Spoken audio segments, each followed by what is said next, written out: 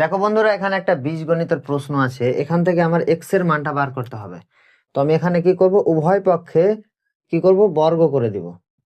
X root over x, উভয় পক্ষে কি করলাম, বর্গ করে দিলাম।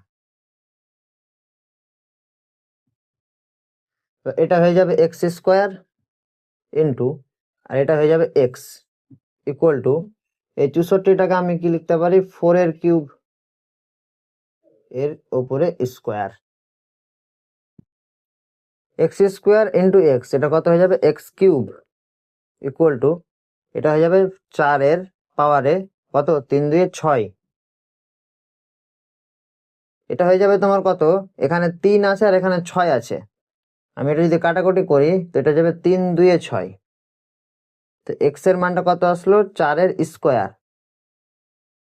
এক্স এর মানটা চলে আসলো আমার এখানে 16। তোমার এই অপশন হচ্ছে সঠিক।